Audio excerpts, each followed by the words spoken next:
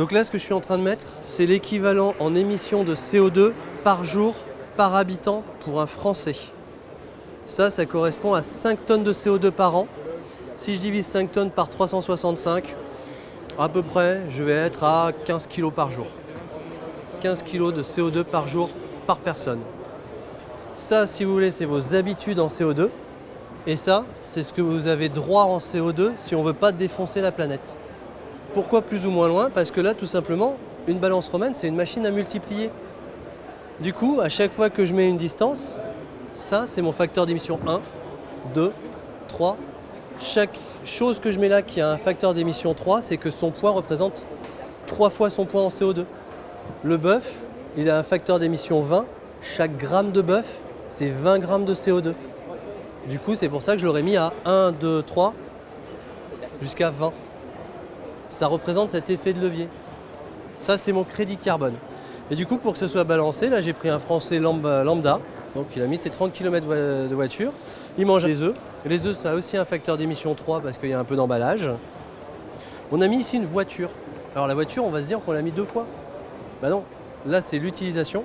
Et là, c'est la fabrication. Pour fabriquer une voiture d'une tonne, je prends à peu près 3 tonnes de CO2. Si je la garde 5 ans, c'est à peu près 1500 jours. Chaque jour, elle m'aura coûté 2 kilos. Donc j'ai pris mon kilo et je l'ai mis sur 2. D'accord? Là, on a mis un peu de boîtes de conserve, raviolis et autres. On essaye d'être équilibré, on a mis des légumes.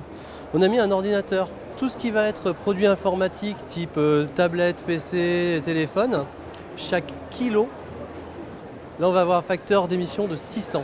Je suis à peu près à 1 kg par jour, rien que le fait d'avoir un téléphone. Là, je suis à l'équilibre. Donc ça, c'est très bien. Alors, je suis quelqu'un d'éco-responsable, j'ai déjà évité le bœuf. Et l'objectif pour la COP 21, on va le voir ici, c'est divisé par 3, donc on est à 15 par jour, 15 kg au jour. On va diviser par 3. Allez, c'est parti. J'enlève. C'est lourd le CO2. Et bien maintenant, on va essayer tous ensemble de revenir à l'équilibre. Et je vous assure que sans changer grand-chose, on va y arriver. Comment on fait déjà? La logique, très simple, on tape d'abord dans ce qui est lourd. Vous avez un bras de levier. Amusez-vous pas tout de suite à faire des micro-gestes. Faites des grands gestes qui ont un vrai impact.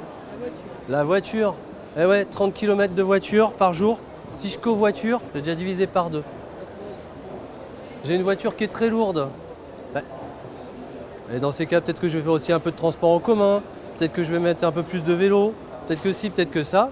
Et au final, là, vous avez donc 1 litre de voiture, 1 litre d'essence. Il y a 5% seulement qui est utilisé pour vous transporter vous. Le reste, ça transporte la voiture. Si j'ai une voiture plus légère, si j'ai une moto, si j'ai des choses comme ça, on va diminuer ça exactement. Donc on va dire, allez, on va essayer de faire un exemple, on va dire que, hop, à la fin, on arrive à peu près ici. En moyenne, on rajoute un peu plus de vélo. Là, mon impact, il commence à être gros. Alors là, c'est toujours lourd. Qu'est-ce que j'ai là-dedans? J'ai du thon. Le thon, c'est facile, c'est pas trop gros. Normalement, c'est du poisson. Le poisson, on est à peu près entre 1,6 pour du poisson sauvage, 2 pour du poisson d'élevage. Et là, j'ai mis 3. Ce qui pèse lourd en environnement, c'est l'acier qu'il a fallu pour cette boîte de conserve. Et pourquoi je ne vais pas tout simplement sur de la pêche locale? Pourquoi je ne vais pas tout simplement chez mon poissonnier prendre directement mon filet? Là, je supprime directement des choses.